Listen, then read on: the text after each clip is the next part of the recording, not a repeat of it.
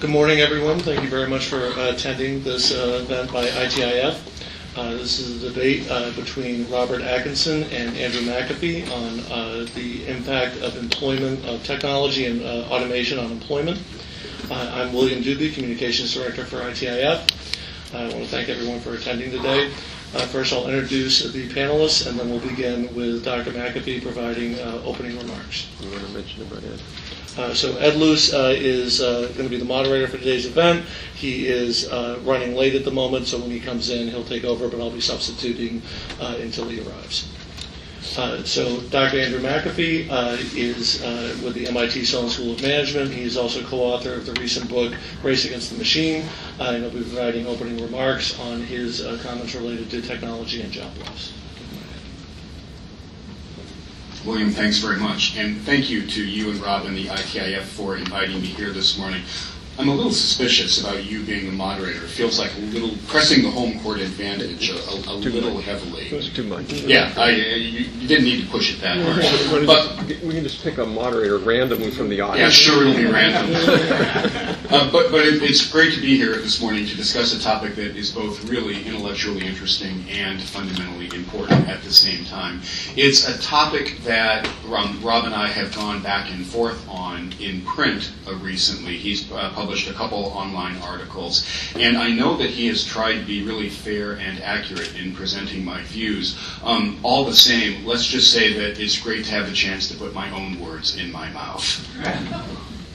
So the first thing that I want to be sure to underline is that I like technology. In fact, I like it a great deal. I honestly believe that technological progress these days is ushering us into what Erik Brynjolfsson and I are calling a second machine age, a time of great abundance where we all are going to have access to greater wealth with less work. That's fundamentally optimistic news, but there's a difference between being optimistic and being utopian about what's going on. And while I am an optimist, I try pretty hard not to be a utopian. A utopian view would be the idea that everything is for the best for everyone in this best of all possible worlds. I wish that were the case. It's not quite the case. The question that we're confronting today is technology responsible for American job loss? I want to end the suspense right now. The answer is yes, technology is partially responsible for what's going on with employment these days. But that question is really only part of a much bigger story. And the story is about technology's impact on the labor force, on a person's ability to earn a living. It's a story that's about 200 years old. It really kicked in earnest with the first industrial revolution. And for most of that time, Rob has the story exactly right. Technological progress was unambiguously good news for workers. It raised their wages instead of lowering them, and it actually created even more jobs than it was destroying. Now, that process wasn't always immediate. We know, for example, that it took several decades after the start of the Industrial Revolution for the wages of English workers to start rising. But it eventually did happen. So technological progress was fantastic news, not just for us as consumers, but for the labor force as well. Now, the idea that technological progress could be bad for workers was actually first advanced by a group called the Luddites, who started smashing looms about 200 years ago. I'm actually controlling my presentation, and I'm happy with how things are going. I'm not sure why the slides keep changing on screen, but that's fantastic. And they were so wrong that economists actually paid them the ultimate backhanded compliment. They named a fallacy after them. So the Luddite fallacy is the idea that technological progress could actually be bad for workers. For close to 200 years, that's been the case. And the question now is that still the case, or have things changed? Rob is a big proponent that this is still a fallacy. And I happen to think that the situation has changed. I think that for two main reasons: the theory and the data. The theory is pretty straightforward. It's unambiguous that technology grows the overall pie. The old joke is that it is the only free lunch that economists actually believe in. But when you scratch that basic theory a little bit harder, you find that there's no economic law that says that technological progress has to raise all boats equally. And then, in fact, that it's perfectly possible for this kind of progress to be biased, in other words, to favor some groups at the expense of others. And in particular, three kinds of bias have been extensively studied.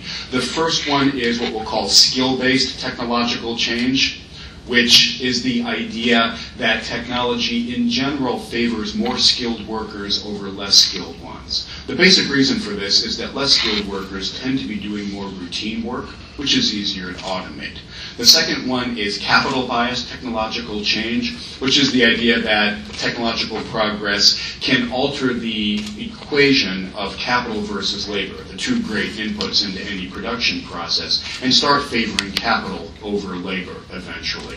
And the third one is what we might call superstar bias technical change, or the idea that progress will favor the absolute top at the expense of everybody else. This one is really easy to illustrate. Audience participation time. Would somebody please shout out the name of the world's best cello player?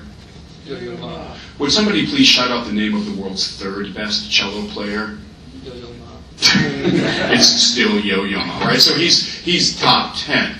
So these three kinds of bias can exist. It's been pretty well articulated and demonstrated. But do the data support that these three things are going on? Let's take a look. Here is a graph of what's been happening to people at different levels of education, which is a decent proxy for skill, actually, over about 30 or 40 years. And what you see here, this is work done by my colleague at MIT, David Otter, who has just done the most careful and brilliant work to understand changes in the American labor force. What you see here is that for about 3 decades, the only people who have seen rising wages are those with at least a college education.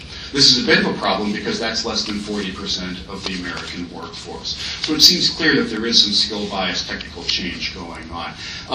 With capital bias technical change, I really hesitate to put this next graph up because I am an ardent capitalist. But when you look at what's been happening to capital versus labor recently, people start reaching for their Che t-shirts. That's the wrong answer, but we can't ignore the fact that the returns to capital versus labor have shifted greatly in recent decades. The returns to capital are corporate profits, which are on an all-time, all-star trajectory. They're higher than they've ever been before. Whether in absolute terms or as a percentage of GDP, profits have never been higher. The share of GDP going to labor, the total wage bill, has not been lower in the post-war period. And that red line, that line that includes the labor share, actually includes salaries paid to superstar CEOs and hedge fund managers and professional athletes. If those kinds of superstars were taken out, that red line would be dropping even faster than we see right here. And then finally, with superstar bias technical change, here is the share of total national income going not to the top 1%, but to the top 1% of the 1%. These are the real superstars in the economy. And you see that they are taking home a greater share of total national income every year than we have seen since early in the 20th century, before the reforms of the progressive era kicked in. So things have pretty clearly been shifting, but it's absolutely true that many things have been shifting. Let me show you some data about what I think is going on here. And to do that, I want to draw a graph of employment and productivity and wages and GDP for America for the entire post-war period. And when you do that, what you notice is that for the first few decades after World War II, all 4 of these were rising in lockstep. This was a fantastic period. Jobs grew, the average wage grew, at the same time the productivity and the overall economy grew. And then things started to change. And my version of events is that one of the major reasons things started to change is that we invented the computer. The computer was Time's first non-human entity of the year in 1982 because of the PC revolution, which really broadened and deepened knowledge workers' access to information technology. And the very quick way to think about what's going on here is that the computer, and particularly this democratization with the personal computer, allowed us to start mechanizing and automating knowledge work instead of just physical work, which had been the main story of automation up until then. What were the effects of this? You see that if we keep drawing these lines forward, output and productivity continued to rise pretty healthily, but wage growth, that green line, started to tail off. And in recent years, it got joined by the red line, which is overall job growth. So we see a great decoupling taking place over in recent decades between statistics related to output, GDP and productivity growth, and statistics related to the labor force, employment and wage growth. This is not a coincidence. This is a story of cause and effect. Now, we need to be clear. Technological progress and the computer revolution were not the only things happening in recent decades, not the only big global economic stories. There has been globalization and outsourcing, which I think Rob will have some things to say about. There have been tax and policy changes, and there have been, unfortunately, worldwide debt crises. Now, one of the things that Rob is adamant about is that technological progress is not responsible for the kinds of changes we're documenting here. And he has recently said in Technology Review, something that I've heard him say in print a few different times, which is that all the studies agree that technology is not the culprit here and is not responsible for job loss and other negative employment effects. I really don't think that's the case anymore. This is a great paper that just came out in June of this year, written by a couple economists at the University of Chicago, and it's worth quoting at some length from their conclusions. They studied what had been happening around the world over the period, over a long time, 1975 to about 2012. And they studied what had been happening to labor share in over 50 different countries. And their conclusions are pretty unambiguous. They say, and I'm going to quote them, "We document that the global labor share has declined significantly since the early 1980s, with the decline occurring within the large majority of countries and industries. We show that the decrease in the relative price of investment goods, often attributed to advances in information technology and the computer age, induced firms to shift away from labor and toward capital. The lower price of investment goods explains roughly half of the observed decline in labor share. Our results support the view that changes in technology, likely associated with the computer and information technology age, are key factors." There's a great quote attributed variously to the economists John Maynard Keynes and Paul Samuelson. They both are reputed to have said, "When facts change, I change my opinions. What do you do, sir?" Let's find out. Over to you, Rob. I don't change my opinion. So we're done.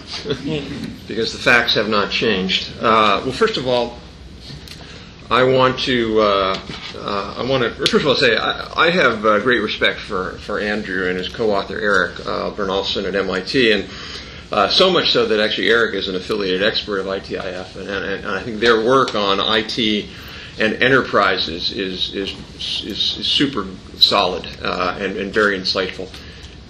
And they're in the business school, or at least Erik is. And the problem is when they shift over from business to the economy, that's really where I think the fundamental mistakes occur. So Andrew has gotten a very sympathetic hearing over the last 18 months or 2 years since his ebook has come out. And I think he's gotten a sympathetic hearing because we're essentially like this blind man and the elephant right now. We're desperate, both in this country and around the world, to find out what the heck has gone wrong with labor markets. What is going on in the U.S. labor market today is really unprecedented, perhaps since the Great Depression. And so people are struggling. Why aren't we creating jobs? Why do we have fewer jobs now than 10 years ago? And in people's own sort of daily lives, they look around, they see all this cool technology, they go to the airport, they see a kiosk, and they think, aha, I think that must be what's going on. Even the president has made that correlation, if you will. So Andrew started his talk by saying, I want to unambiguously state that technology is related to unemployment and jobless growth. And I want to say unambiguously, it is not. It is not related. And I'll tell you why. I also just want to make it clear, there's really two arguments that they're making. And I'm really going to principally address one, and we do that also in a report that my colleague Ben Miller has written. And that's the jobless argument. I'm not going to get too much into the sort of the inequality argument, which is an important argument, although I actually disagree with the framing of most of how that's been framed. But let's be clear. They are making a very strong argument about joblessness, about technology leading to not enough jobs. For example, in the book, they talk about the break between value creation and job creation. They say, quote, the threat of technological unemployment is real. So you can have a discussion about whether technology is hurting the middle class or leading to wage stagnation. That's a very different argument than is technology leading to fewer jobs. So I'm going to essentially say that, A, the data, the scholarly evidence, and the logic clearly show that productivity is not related to net job loss. And I use the word net here because, sure, there are certainly cases where an organization adopts technology and it leads to more output with fewer workers for that organization. Although, again, when you look at the scholarly literature on that, what you find is actually a mix of cases. You find in some product markets or service markets where you have essentially a high elasticity of demand. If you lower the price, you get a lot of increase in demand, that you can get high productivity and automation and actually have more jobs at the end of it. And in other industries where you have less elasticity of demand, you have fewer jobs. But that's not really the argument. I would certainly grant that in many cases, automation and technology can lead to fewer jobs in the organization. The question is, what about the overall economy? And that's a very, very different question. I would add, by the way, that when you look at American history, this is not a new debate. Pretty much every period in American history when we have joblessness that's a little bit higher than normal, a little bit longer than normal, in every single period we have this debate. We have people blaming technology. It occurred in the Great Depression. Not to pick on my fellow think tank, but just to prove that think tanks don't always get it right. The Brookings Institution in the 30s actually called for a ban on new technology, or a moratorium for a while, because they thought it was leading to high unemployment. In 1961, John Kennedy identified the major domestic challenge of the 60s is to maintain full employment at a time when automation is, of course, replacing men, workers.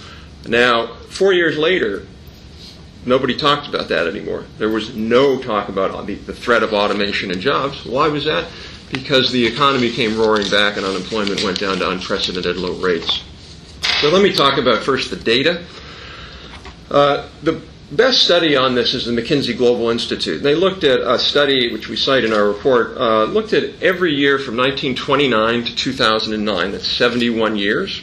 And they looked at the relationship between productivity growth in a particular year and employment growth in a particular year.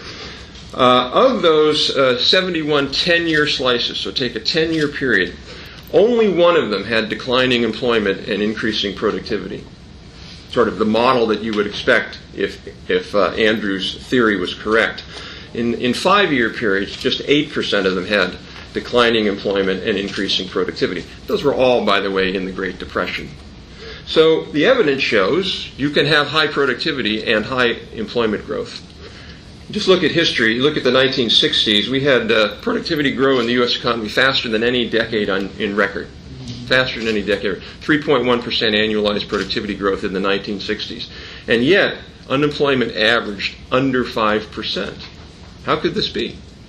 Aren't the machines taking jobs in the 60s, getting high productivity? Now compare that to the 1980s. Productivity fell to less than half that, 1.5%. So big slowdown in productivity in the 80s. Average unemployment was 7.3%. Again, completely the opposite of what the theory would suggest, Andrew's theory. Now go back to the 90s. Productivity surged in the 90s, went way back up close to 3%. Unemployment fell, didn't go up. Now again, look in the last few years. Since the Great Recession, when we've had this big spike of unemployment, productivity actually fell. So what we see in the data is the exact opposite. We see periods of high productivity associated with periods of low unemployment, and the opposite. Now, I want to just mention just for a second, because this graph that Andrew showed of what he calls the great decoupling, because this is a central point of his argument, and it really fundamentally is misleading. And what he finds is that there's this line. I'm only going to talk about jobs. I talk about household income later, but this jobs growth and this productivity line were going like this, and then in 2000, jobs went like this, productivity went like that. This is a little complicated to say kind of in one debate, but the basic bottom line is that's sort of like saying that the relationship between sunspots and jobs decoupled. In other words, there was absolutely zero relationship, logically, between employment growth and productivity. Now, there might be between unemployment, which we can talk about a little bit, but why is there that great decoupling? It was one and only one reason, and that was women had already joined the labor force, and the rate of women coming into the labor force stopped growing. Why was it growing like this? It was because women were entering the labor force. Now, for example, if you look at Japan versus the U.S., what you see is in Japan over the last 15 years, even minimal growth, really low growth, negative growth of workers, and yet higher growth of productivity. It wasn't because they were displacing jobs. It was because the Japanese, every year, 1% of the people get older and net and leave the labor market.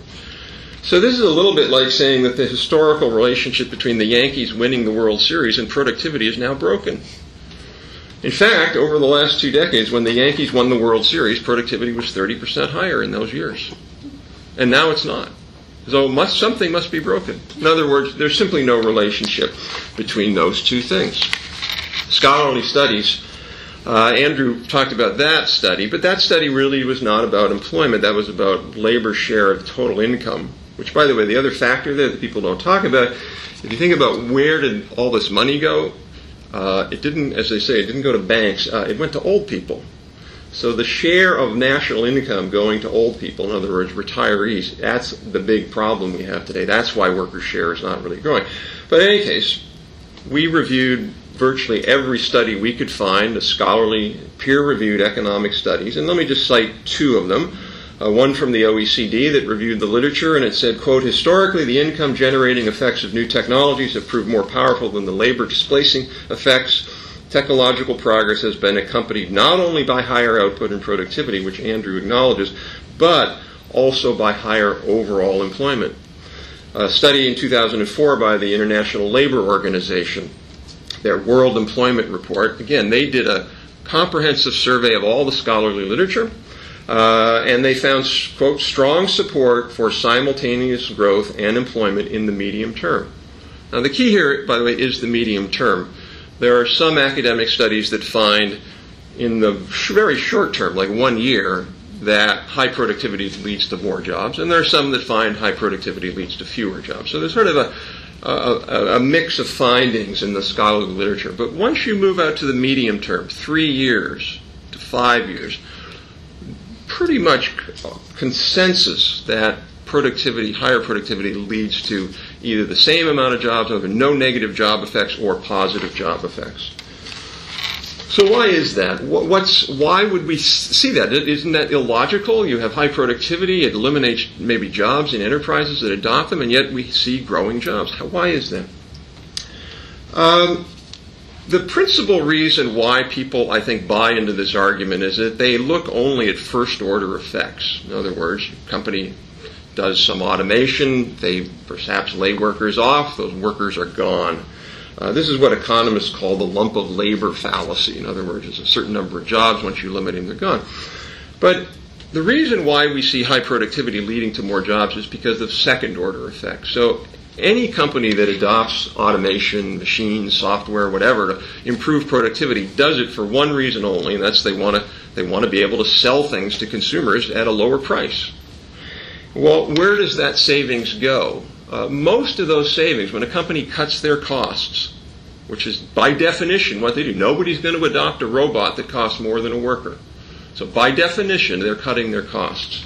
What happens then? There's only 3 possible flows, if you will. One is it goes to higher profits, which really, I disagree with Erik's point. Profit rates in the 60s were exactly the same as profit rates today. We saw high job growth, we saw high wage growth.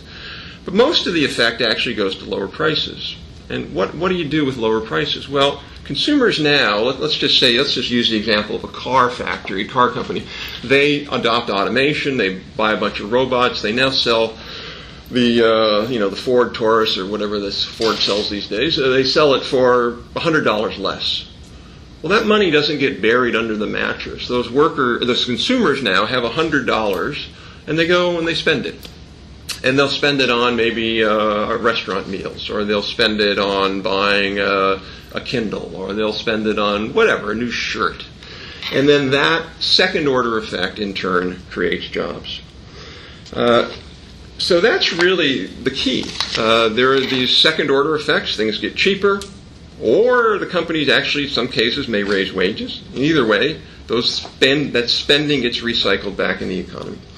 Now, let me just sort of wrap up by saying Andrew and a lot of the other folks who write about this broken link between productivity and jobs will argue that may have all been true in the past, but now it's different. Something fundamentally has changed today, and we just can't, that long, long historical 200-year relationship is just broken. For example, Andrew writes, technology like the web, artificial intelligence, big data, improved analytics are automating many routine tasks. Moore's law is accelerating on an exponential trend. There's really three big problems with this argument, though. The first argument is that it's not really accelerating. Moore's law, if anything, is slowing down. Moore's law is going to stop probably in 10 years. But there's a long, long history of overshooting technology projections. If you're a betting person, you're much more likely to bet that technology doesn't achieve its goals than it does, because we overestimate that. In 1964, Isaac Asimov, when the New York World's Fair was happening, was asked to predict what the world would look like next year in 2014. And it's insightful what he said. One of the things he said is, we're not going to be driving cars anymore. We're all going to be driving levitated vehicles. So, in other words, we'll be driving these, sort of George Jetson air cars.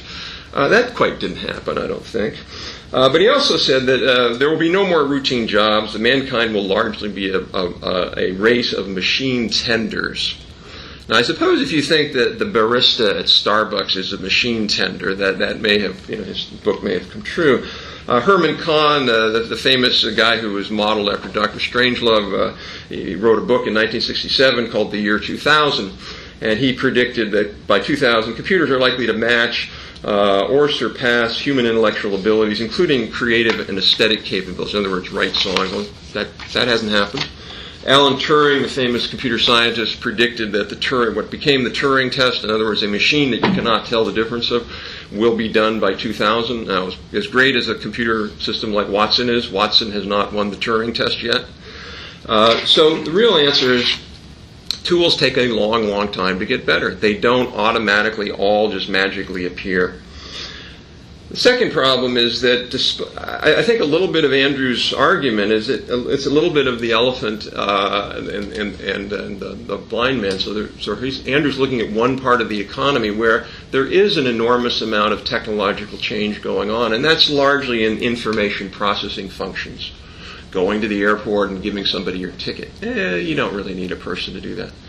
But what that misses is that there's an enormous share of the economy that is not involved in that work, what David Otter's work called low-skill human interaction jobs and high-skill human interaction jobs. So if you look at the BLS projections over the next 10 years, the biggest growth of jobs, 20% of all the jobs, are in things like nurses, restaurant workers, cooks, laborers, home health aides, janitors, personal care aides, and child care workers. Those jobs are not going to get automated anytime soon, probably in our lifetime. So there's a whole swath of employment that just simply is not going to get automated because it's too hard to do that. The last part is, and Erik and Andrew make this argument, but a lot of other people make it even stronger, which is that the pace of the automation is going so fast that we're a little bit like Alice in Wonderland. We can't catch up fast enough. And that we're just sort of going to run out of things to buy. So I was out this weekend with some friends, and we were speculating. Let's just say we tripled productivity in America, which, by the way, at the rate of the highest rate we've ever done is about 3% a year. But let's assume that it starts going up at 10% a year. So that's, 15 years to triple. We were thinking of what would we do with all that money? And I'll tell you, we came up with a long list of things we would do with that money. A, we would all get a personal concierge. That was like number one. Like, why are we doing all this crap, like paying bills and all the stuff you have to do to make your life work? We'd just hire someone to do that. Buy a vacation home. Andrew saw me bike to work today with my little crappy steel bike. I would buy a $12,000 carbon bike, which I can't afford. So the point is, if we doubled, tripled, quadrupled, 10 times, 50 times higher productivity, I've got to tell you, Americans would be buying things. They would be, for me, being 6'7", I would never fly coach again as long as I live. So my point is that we're not going to run out of things to buy, and as we buy more things, we create more workers. So we might have at some point no workers doing any information processing tasks, zero. But we'll have a lot of workers who are doing things like taking care of old people in nursing homes or making carbon-free bikes. So what's the real problem? I'll just stop here. The real problem really is two things. Clearly, it's deleveraging after the worst housing bubble we've ever had, and that, economists say, takes time. And the evidence or the predictions are we should be getting robust job growth within 18 to 24 months. So I think if we came back to 24 months, we'd see a whole different debate. And the second point is, as we've argued, when you're losing a third of your manufacturing jobs in a decade at an unprecedented rate, higher than the Great Depression, and that's have multiplier effects, that caused 9 million jobs shortage. So you want to know why we don't have jobs? It's not because of automation. It's because we were losing global competitiveness. And we didn't have the right policies in place in America to win the competitiveness race. And if we did, we'd have a lot more jobs in the high end, which would create lots of other jobs. So I think this notion that somehow pitting man against machine really makes, it maybe at worst stokes antipathy towards technology. At best, it suggests we don't need to put the pedal to the metal for more automation, more productivity, which I think we do. So I think the risk we have is not too much technology, but too little. Thank you very much, Rob. We'll now do 10 minutes of rebuttal. Dr. McAfee.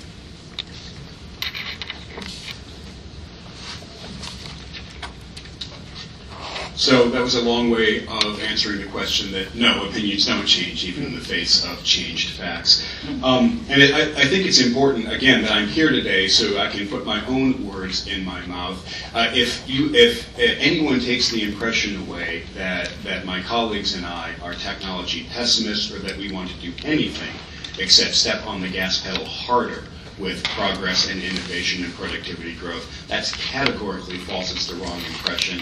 I will stake a lot of my reputation that you can't find anything in my writings or my work to say otherwise.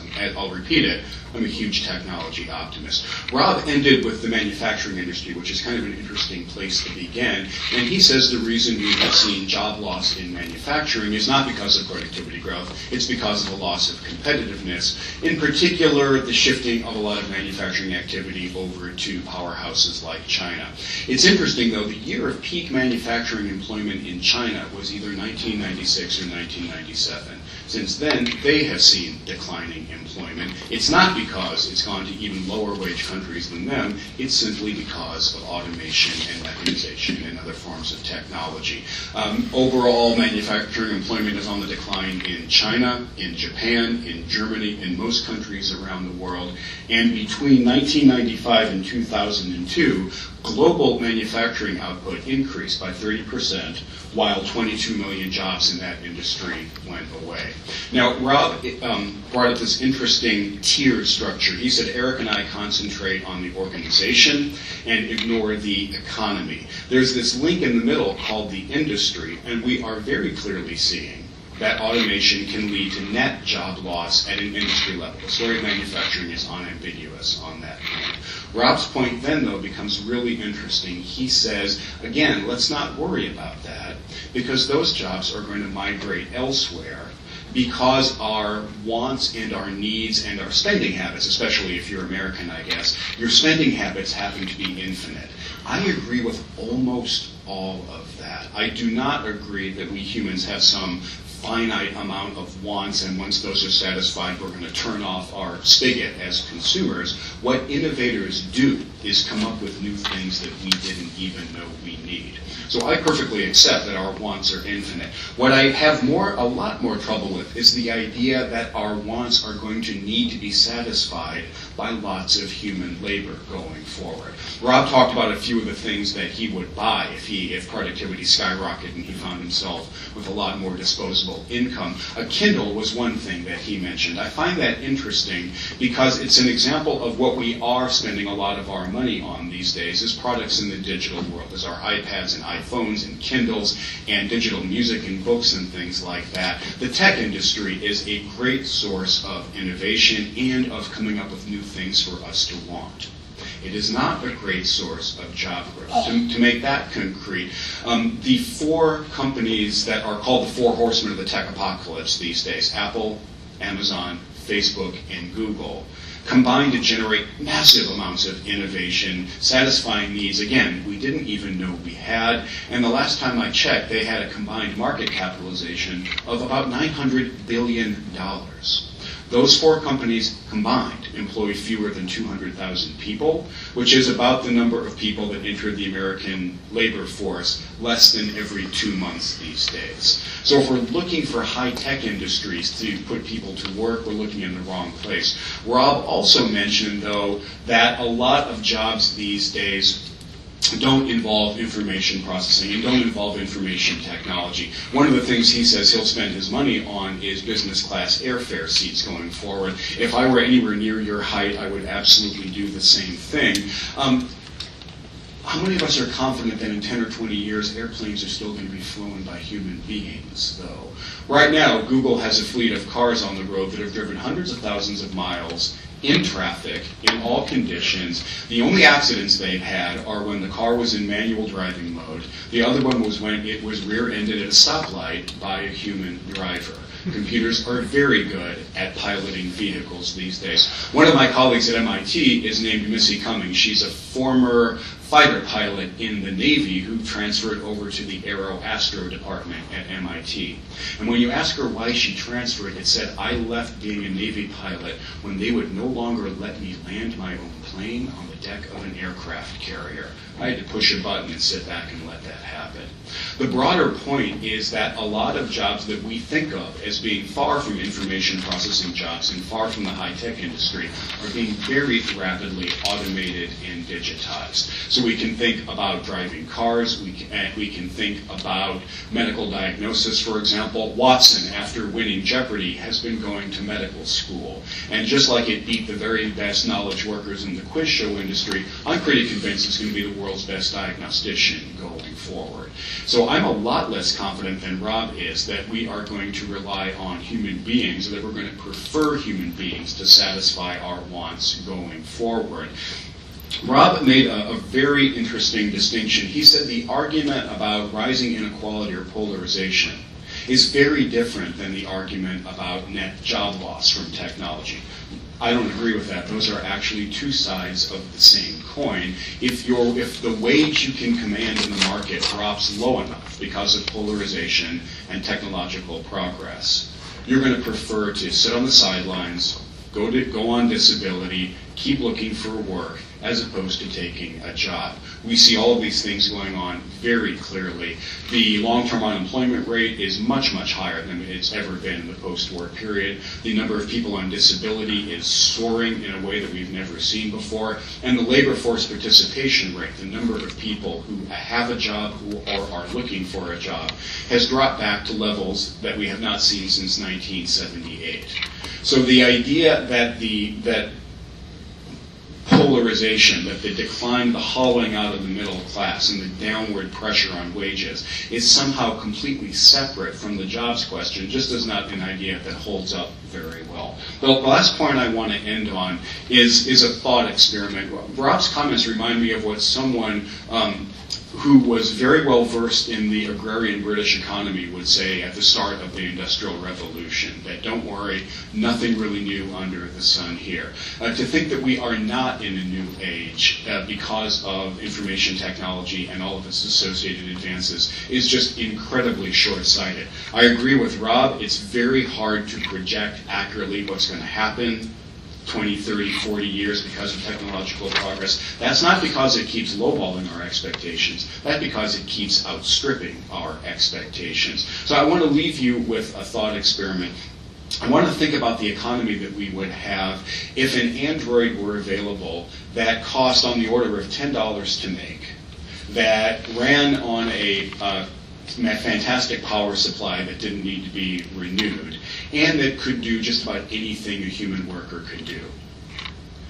The economic impacts of that thing are incredibly clear. It would be the best news in human history. We would be freed from drudgery and toil and hard labor. We would sit back and enjoy the fruits of this Android revolution. It would not be great news for someone trying to offer their labor to the labor force. The point I want to leave you with is that the androids are coming. They're not going to come in a science fiction form like we see in the Matrix or Terminator movies. They're not going to look like the androids we see in science fiction. But when we look at technological progress and the ability of technology just in recent years to encroach on skills and jobs and tasks that used to belong to human beings alone, it's pretty overwhelming. I don't know if in 20, 30, 40 years we're going to have computers that write our songs and write our novels and write our poetry for us. I sincerely hope we don't. I like to believe there is something ineffable about the human mind, but the encroachment is absolutely unignorable, and the one thing that I've learned about technological progress after studying it for quite a while is never say never. Thank you, Dr. McAfee. We'll now do 10 minutes of rebuttal for Dr. Atkinson. I really feel like I should come up with a James Bond quote here. So, first of all, I guess I'd say what changed facts. I look out there, I don't see any changed facts. I don't see technological progress. In fact, I see it, frankly, as slower than it was in the 1890s, which I've written a book about that. We always think our own era of technological progress is the best. In fact, it's really not the best. Certainly the facts about productivity growth have not changed. In fact, if anything, they've gotten worse. Productivity growth has gone down. It's not gone up. Now, to Andrew's point about, we want to step on the gas, we're not anti-technology. Look, you can't have it both ways, because, there are certainly parts of the book where you make that point. But when you were on 60 Minutes, and when you say things like the break between value creation and job creation, the threat of technological unemployment is real, the average person or the average member of Congress looks at that and goes, that doesn't sound good to me. I think we probably shouldn't do a tax code rewrite that would spur more investment, or I don't think we should be investing more in R&D and really super smart machines and robots because it's going to lead to job loss.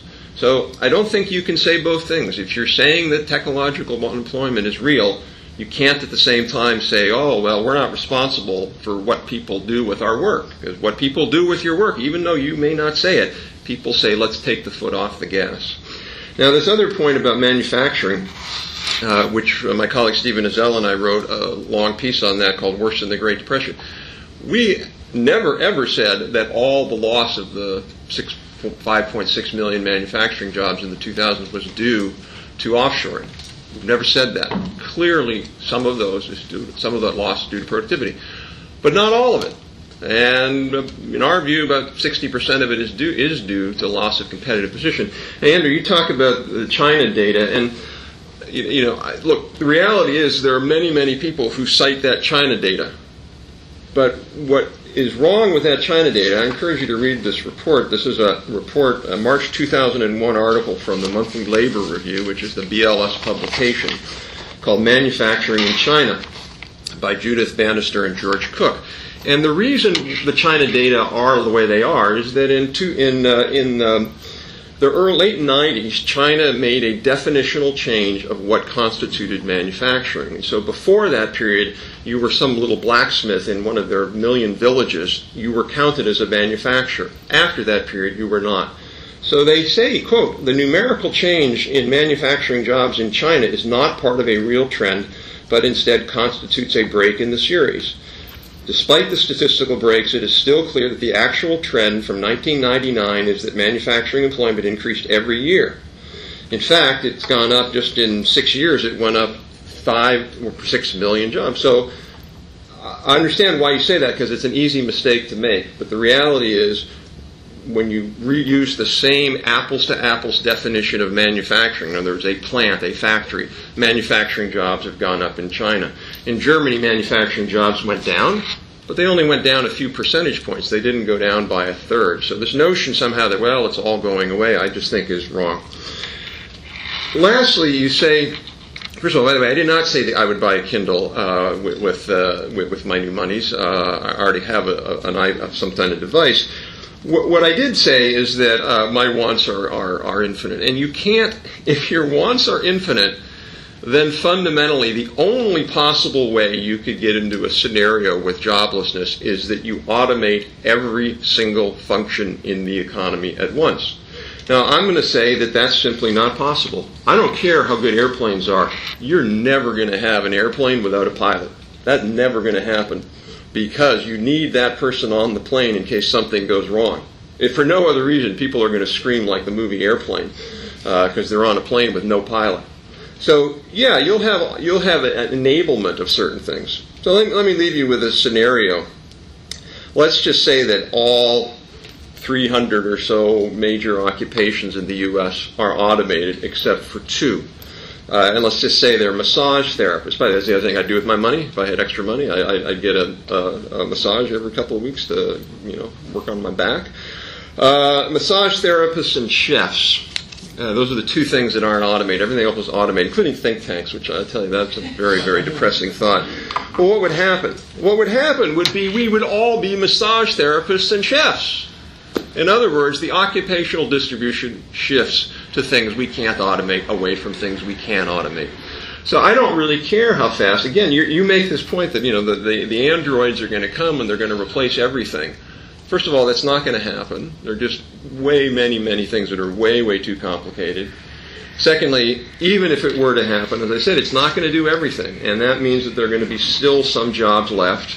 And because we're all going to be making essentially $3 or $4 million a year in real earnings, we're going to be spending a lot of money on those other things that just can't be automated. So I really think that that's just sort of missing, again, this dynamic between occupational restructuring and automation. The last point I'll make about jobs is, wages are low, and we can't separate out the jobs question. Look, the reason why wages are low in the U.S. are 2 factors. One is we are in global competition with other countries, and unlike other countries where their currency goes down as a way to adjust, our wages go down as a way to adjust. If the dollar were not the reserve currency, what would happen would be the dollar would go down and wages could stay the same. In other words, just really, what is a wage? It's just a dollar-denominated function. Because the dollar is the reserve currency, it doesn't go down, and all the pressure on being able to be cost competitive falls onto labor. That spills over into other sectors. So we've got to deal with that problem. And the second problem is we haven't raised the minimum wage in any serious way.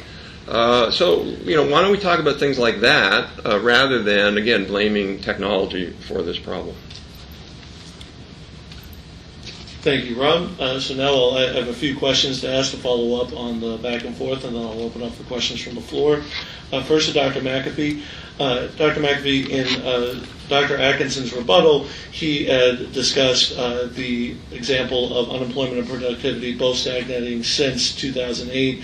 Obviously, one of the main points you make is that productivity, the decoupling that you talk about, is actually making this productivity unemployment chasm larger than it is. What are some of the things that you would say regarding to that statistical setup as we've seen? I'm sorry, could you repeat the question? I apologize. How would you explain the decline in both unemployment and productivity since 2000? productivity is higher than it's ever been. The growth rate has slowed down. Productivity has absolutely increased. When you look at the numbers, GDP is higher than it was before the Great Recession started. Productivity is certainly higher than it was before the Great Recession started. Business investment in capital equipment is higher than it was. Profits are stratospherically higher than they were. The one thing that hasn't come back is employment, and certainly not wages. Let me just respond. That's not really the right argument. No one claims that somehow productivity doesn't keep getting better every year. The real question is the rate of growth. And the argument that you've made, and a lot of other people, is that the rate of growth is the core of the problem. Somehow to say if productivity went up 0.111% a year, and then we have joblessness, the real question is how is productivity going up in relation to historical trends? And since 2008, it's gone up at a significantly lower rate than historical trends. It's gone up normally if we're doing well, it's going up about 3% a year. Since 2008, it's been up about 1.5% a year. So it's the rate that matters. One last point on CapEx. Yeah, CapEx investment in machinery, equipment, and software has gone up since the Great Recession, because it was stagnated so much, it dropped so much. But if you look at the rate of capital investment in machines across the entire U.S. economy, it is 30% lower today than it was in the 1980s as a share of GDP. It went from about, I'm going to miss this slightly, but essentially around 11.5% to around 8.5%. Unprecedented drop. So this is a report we'll have coming out in about 2 weeks. But so this notion somehow that we're investing more is simply wrong. U.S. companies are investing much, much less in machinery, equipment, and software than they ever have before, which to me is the big problem. We don't have enough productivity. We don't have enough machines. And that's making us less competitive globally, which is leading to this vicious cycle downward of fewer jobs because we're losing competitiveness. So I don't think you can make an argument that just because productivity went up 1% or 1.5%, that means that there's some linkage. I find this argument a little puzzling. Companies are, in real and absolute terms, spending more on information technology than they ever have before. We have better information technology than we ever have before. And yet you're making the claim that our productivity is bad and not going to get better unless there's a drastic change. The headline, "Our products actually don't do very much," is something I'd expect to see from the tobacco lobby, not the technology lobby. Well, look, the reality is that, and clearly a lot of the work we've done, including a report called Digital Prosperity, another report comparing the EU to the U.S., leaving aside the 2009 drop-off, prior to that, sort of 96 to 2008, it was pretty clear that IT, or ICT, was a driver of productivity. Essentially, about 50% of the increase in the rate. So the average in the 70s and 80s, early 90s, about 1.5. We went up to about 3 until around 2007. About half of that increase was due to IT. So you're absolutely incorrect. I think IT is this major driver. But the reality is, Andrew, when you look at all capital investment in the U.S. economy, we're investing less today than we were 30 years ago. That's just what the BEA facts show. So, a question for Dr. Atkinson. One of the points that Dr. McAfee made was when you look at companies like Apple, Amazon, Facebook, that they're employing more people, a larger share of the economy. They're the companies that are growing the most. But obviously, the argument could be made that they're employing less people because of automation and the facets of their economies than, say, contract manufacturing did. So as we move into an economy where more of those companies are going to be a larger share of the U.S. economy, would that therefore lead to overall lower unemployment because those companies are a larger portion of the total? No, and this notion somehow that we should look to technology companies for jobs. Here's a really good way we could get more jobs out of the technology industry. They could sort of feather bed their production. They could become inefficient, and we could all be paying $2,000 for a phone. That would create a lot of jobs. But why in the heck would we want that? We want IT prices to be the absolute lowest because they drive innovation and growth.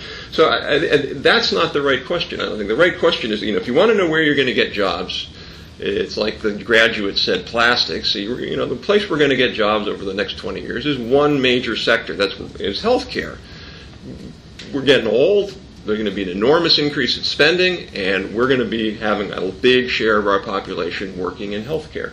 Whether you have Obamacare or not, it's irrelevant. So this notion somehow that, we're not going to get jobs making Kindles, and therefore we're not going to have any jobs in the economy. Again, you can't look at individual sectors and extrapolate to the whole economy. You have to look at every sector. There's this wonderful work that William Baumol has done on productivity and what's called Baumel's disease. And what people miss about productivity is that if you take all the industries, however many you want to classify in the NAICS code, and you look at productivity change in them, it's dramatic. So you'll have some sectors like construction, which is, by the way, a sector that has had negative productivity growth. Think about that. More workers for the same output. And then you have some like flat screen TVs or computers, massive productivity growth because we're able to automate it. So this notion that somehow you have a few sectors with high productivity growth means joblessness, you always have some with low productivity growth, and occupations move into, by definition, move away from high productivity industries to low productivity industries. That is sort of an iron law. And that's exactly what's happening, and it's going to continue to happen. I don't see any difference today than we've always had on that. Because those are low productivity industries, they're also low wage industries. So I'm trying to get some clarity here. Do you at least accept the fact that technology is partially responsible for the polarization going on in the workforce these days? First of all, sure. I mean, I think I've written a lot on that. I wrote a whole chapter in a book on, that took David Otter and his colleagues to task on that, because I think it's vastly overstated. I think your point about winner take all, and this is Robert Frank's work, is really the answer to this. If you really want to know why income inequality is growing, you look at what are called the 90-10, 90-50 ratios. In other words, the top 10% versus the 50 at the middle. And you look at that for college. What you find is that the ratio of income inequality is growing the same rate for college graduates as non-college graduates. So this notion that it's skill-based, like, oh, I've got a college degree, therefore it's the college people against the low-skilled people. That's not true. It's even within college. Well, why is that? It's because hedge fund managers usually have a bachelor's degree. That's the answer right there. So you take the issue of why we have income inequality, it's the top real winners, mostly Wall Street, mostly hedge fund and finance people. That's where the real money's going. So the other piece of that, too, and there's a paper here that my colleague Steve Rose did, a lot of that income stagnation story is really misleading. Picati and Saz's work, for example, overstates it. I won't go into all the details, but the basic bottom line is one of the things people look at is household income. Household income has not grown very much, but one of the reasons is, think about if you're a two-earner household, the man and the woman both earning money, and you get a divorce, average household income has fallen by half. By definition, you'd have two households. And if you control for things like the fact that the average household of the U.S. economy has gotten smaller, that non-wage compensation has grown faster than wage compensation, you end up seeing a much more nuanced story that, sure, there's some growth in inequality, I don't deny that, but it is much less than the Otter story would suggest. I wasn't asking you if you denied that it existed. My question was, do you think technology is any part of that story? No, I think I answered that, Andrew. I said, sure, there is some part of that. But I think, if you want to make an argument, he said some part, therefore, I don't think it's if it were a regression model and you had beta coefficients, it's a small part of it. Small part of it. It's not a big part of it. So I'm sure. What you've seen with automation is it's tended to automate middle wage jobs, which are more routinized in information and goods processing. Manufacturing tends to pay more, and information processing jobs like operators, phone operators. And the folk who are automated away, do they tend to go up or down on the wage scale? Well, actually, the evidence shows that more have gone up than have gone down. Again, I encourage you to read Steve Rose's work on rebound. But even that, you're right. So let's just say they just sort of fall randomly at one of those ball distribution things you see on these polynomial distributions. By definition, half of them go down and half of them go up.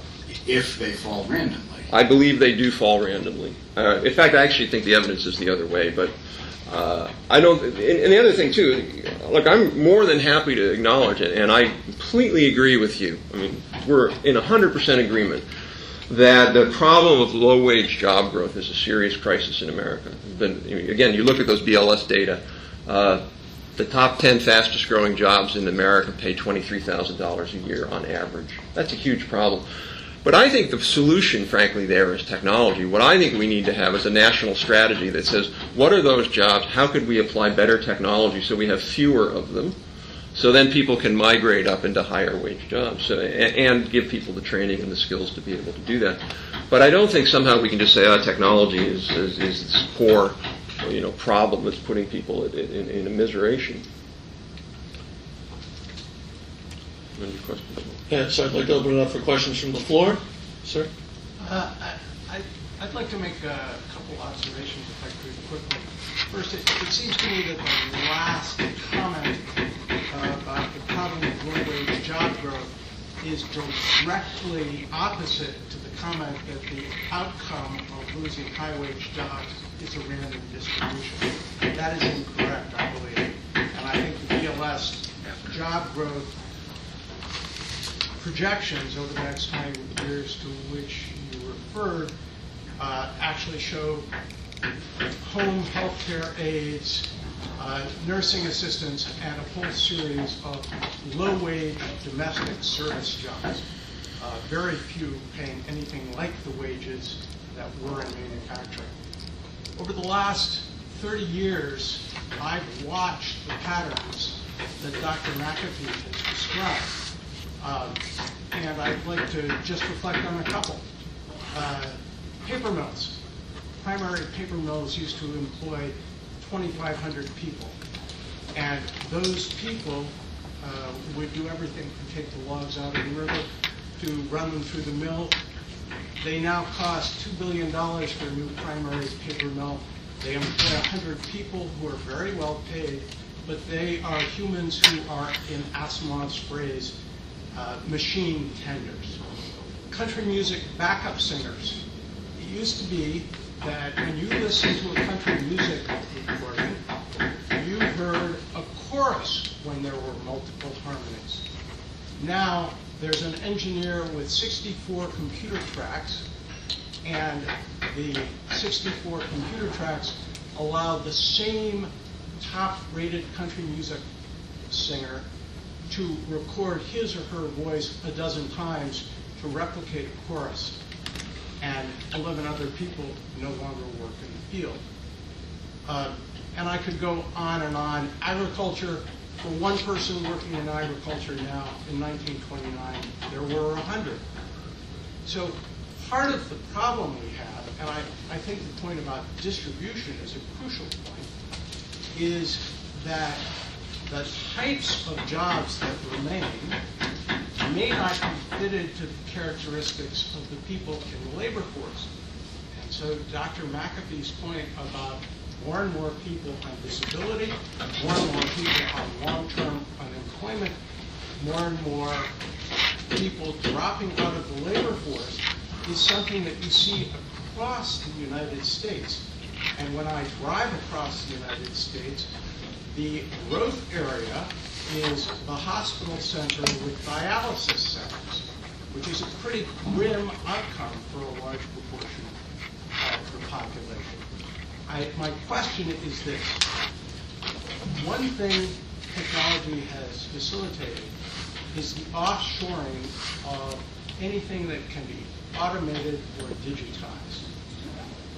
Richard Freeman of Harvard and the London School of Economics and National Bureau of Economic Research, in his 2008 book, America Works, wrote about what he called the Great Doubling, the addition of the labor force of the former Soviet Union and India and China into the global labor pool.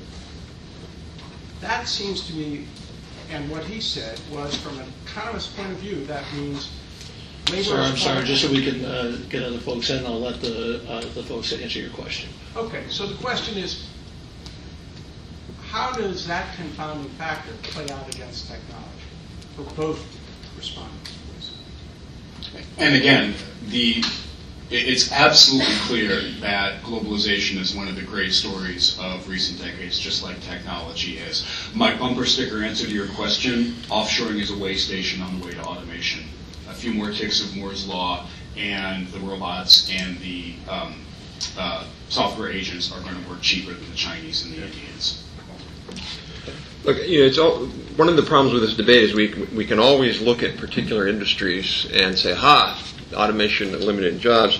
Again, I encourage you to, I'm happy to discuss this with you later. The evidence on manufacturing is very, very clear that productivity only accounted, superior productivity compared, the way you have to differentiate productivity, if every industry in America had the exact same rate of productivity growth, then you would have, and leaving aside consumption changes, you would have no redistribution of jobs.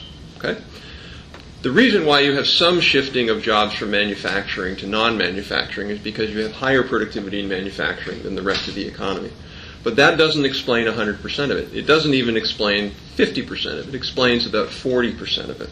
The other percent of those jobs is due to something else, offshoring. The other point of that is, don't you want to have the music you buy on iTunes cheaper? And if you can automate the sounds, you get it cheaper, and therefore, again, you use that money you save on your iTunes instead of paying $1.09, you pay $99.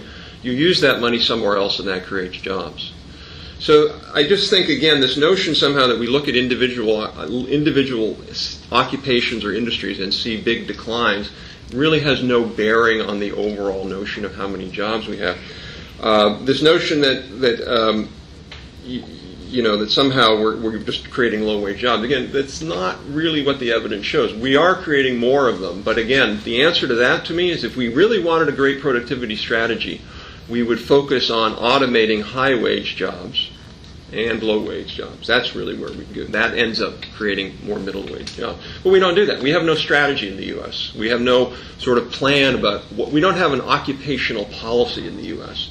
So I think we should do that. I think that we could work together on that. How do we actually shape technology so that it's moving in the right labor market distribution? I don't actually think we differ a lot on that point, Andrew. I think on policy interventions, you and I would have huge overlap. We just kind of differ on drivers of some of the things that we're seeing. But the smart moves going forward, you and I would be on the same page. I asked people if they could say their name and the organization we're with. Sir? Me? Yeah. My name is Raj. I work for a company that we started from MIT, and we build artificial intelligence systems to automate large decision-making processes. And there is a general notion that as technology improves, cerebral and cognitive jobs like high thinking, management, etc. is going to actually increase, whereas automated manufacturing will actually decrease. But the trend is that even a lot of high-level cognitive jobs, they can be automated. A good example that you might be able to extrapolate further on would be narrative science, for example. It is a company that generates automatic reports. You just give the subject and the content is automatically generated based on real-time information. And that it does it in a couple of seconds, which is faster than any number of humans can do. And even if you just turn around and look at that screen, on that one screen, you can actually see that there are so many applications which maybe 25 years ago was done by hundreds of people, editing a document, making a presentation, searching for information. So everything comes to one spot. When productivity increases, whatever kind of job it is, wherever the productivity increases, the number of people that is deployed decreases. And even in the healthcare. Just ask what your question is. If you had a question, just because we have other folks who'd like to talk as well. So the question is, should job creation be as important in the future? Because a lot of jobs that historically people have done do not exist anymore, and a lot of things that people do today will not exist in the future. Why are jobs important? Because at the end of the day, the purpose of job is to create something that is useful and valuable to the society, and that can be created without jobs. I don't think that's the purpose of jobs. I think the purpose of look, if we could create a society, the robot society that Andrew envisions with androids, look, sign me up, okay? I'm there right now, tomorrow, because I would much rather not work than work. I mean, that would be my ideal of a good life. You pay me what I'm making today, and I basically go on bike rides, and I go on world travel, and I do whatever. I read a lot of books. So. But the point, again, that I think everybody makes, I'm saying, you're picking sort of a few examples, And again, you're looking at first-order effects. So sure, there may be some fewer jobs there. I'm happy to acknowledge that. But the company or the enterprises that are using that technology, they don't take those savings, dig a hole in the backyard, and bury them. Those savings are passed on either in higher wages for the remaining workers or lower prices for the consumers. They then use that money to buy something else. And what they're going to buy is nursing home care. They're going to buy more private schools. They're going to buy new shirts. They're going to go out and eat restaurant meals. They're going to do the things people do. They're going to go hunting. I don't know. People do what they do. And that will create jobs. And that linkage has never been broken other than in recessions. It's never been broken. And there's no evidence. That's the real point I think that Andrew and the other folks have got to make an argument. Why that broken linkage is there. I don't see any evidence for it. Your question is, why do we need jobs? We came across a great quote from Voltaire when we were writing our first book. He said, work saves a man from 3 great evils: boredom, vice, and need. The need is going to be the easiest one to take care of. I'm completely with Rob. The future we're building is going to be an incredibly abundant future. I think we're honestly going to eliminate poverty, drudgery, and toil. Work also saves us from boredom and vice. Your career, your job, what you do gives you a huge amount of your sense of self-worth and your dignity and how you fill up your week. I honestly think we're going to need to start thinking pretty hard as a society about what replaces the industrial era jobs and where we get the cure for the 3 great evils. Just to be clear, brother, I didn't actually say that they were going to have an abundant future. I just say I want an abundant future. I actually would predict over the next 20 years that we will have productivity growth rates no more than 3%. And we're just not going to have. I wish they were 10. I wish they were 20. I wish they were 50. We've never had 3%. Sure, we had. We had 3% in the 60s. We had 3%. 2.7 in the decade of the 60s. No, and then if you pick it 95 to 2000, it was about 3.1. But no, that's exactly my point. Exactly my point, Andrew. If we've never had 3, why are we going to have 10? Which is, you want to get to an abundant world. Have I ever said 10? No, I'm saying okay. Abundance, though, the vision you're describing with vast unemployment and the relieving of want, given that the median income in the U.S. is about $50,000 a year, I really have a hard time understanding. $50,000 is not a lot of money. And so if we're talking about abundance, we're talking about a median income of, say, $300,000 or $400,000 a year. That's going to require essentially 25% productivity growth rate for a quarter century. Given the fact we've never had, as you said, 3, I actually think we've had 3 for 5-year periods, I don't see how you get abundance out of that if productivity is not going to be higher than 3. Those two things are intimately linked. And again, it's weird for me to hear an advocate of the technology industry say that we're not heading into an abundant future with all the technology that we have. Now, you and I would both like to see more. Amazingly enough, I'm more confident than you are on this score that it's taking us into a bright future. But I've actually debated Tyler Cowen here and his book was about stagnation, and I disagreed with him because I don't think it's going to be 1% or 0%. So I'm in the middle. I think if we do a good job, if we support innovation, if we support technology, we can maybe get it up to 4, which would be phenomenal. But we're not going to get it to 10. And when you're talking about abundance, you have to get above 3 and 4% a year. That's just the abundance you're going to get. You're talking about at 3 and 4% a year. We're talking about the next century. Sir? Dr. McAfee, I get a little. I'm sorry. Could you say your name and organization? From ITIF. If you can just help me out, I got a little bit lost as you jump between innovation generally, technology innovation, more specifically, and IT innovation uniquely.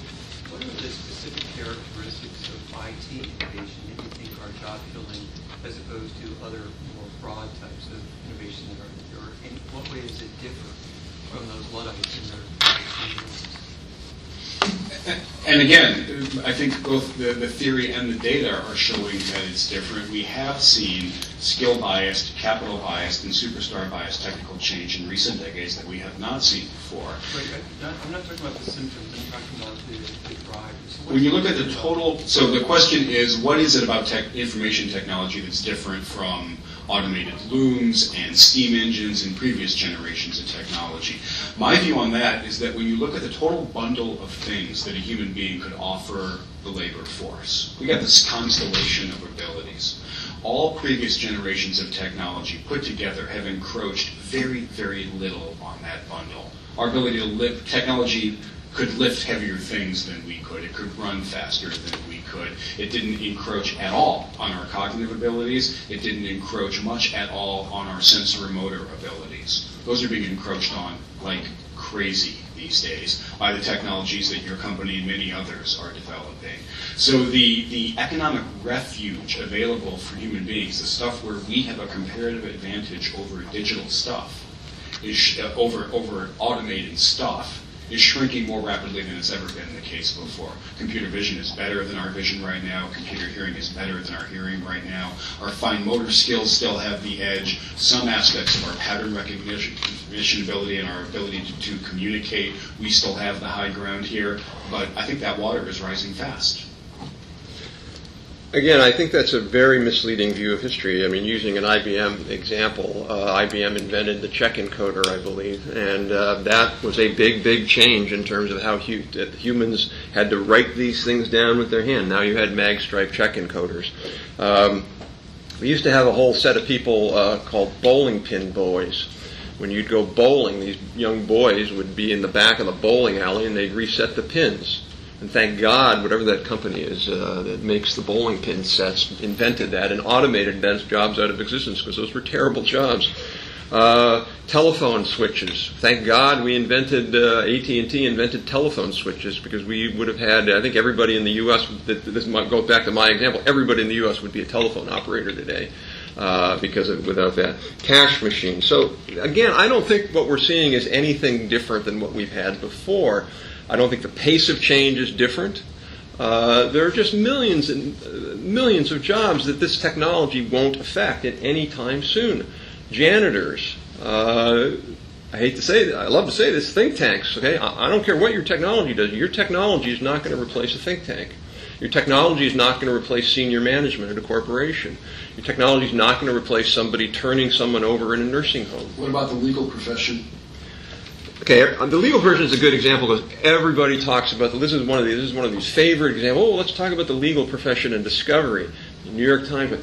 Look, legal profession is a vast, vast industry, and there are components of the legal process. So if you think about the legal industry as being a bunch of processes, that there are components of that process that can and should and will be automated. So, e-law, for example, writing a will or something. You don't need a lawyer to do that. You can just download software to do that for you. And certainly e-discovery. But I'll tell you, the ask Verizon when they're buying up Vodafone whether they're going to use software to write that contract. Because they're not. Ask a lawyer who's defending a criminal whether they're just going to use the defensesoftware.com. Okay, so there's going to be an enormous amount of law that still is too complicated. Yeah, there's certain things like e-discovery. It's great, and it has and will reduce sort of certain types of legal jobs, but it's not going to reduce the entire panoply, and I don't see that, frankly, ever happening. We have time for one more question. Yeah. This is the Computing Research Association, and if we go back to the comment you made about Bureau of Labor Statistics data and where we had 100 people in ag and we now have 1, let's look at the same BLS data and projections going forth for the jobs that are currently and will continue to go unfilled, and look at our problem in our current education system. And one thing you guys have not talked about is training. And yes, you've talked about jobs going away, but what about different jobs that are created in the different industries that may come about, yet we're still educating our workforce in the same manner? I'm curious your thoughts on that. Yeah, I think Rob and I would probably agree wholeheartedly with you and with each other about the need to substantially revamp our education policies. As someone pointed out, we still emphasize, in primary education, we emphasize the 3 R's. As someone pointed out, only one of them starts with an R, and they're not skills. Reading. And they're not skills where we really have a comparative advantage over machines anymore. So let's shift and start thinking about where we actually should be training people, the kinds of things where they can add value in the economy that we're creating. I completely agree. I think Rob and I would be very much on the same page. Yeah, I agree with that. Thank you very much, everyone. For folks who didn't have a chance to answer questions, please feel free to come up and ask the panelists afterwards. Thank you very much for attending, and have a nice afternoon.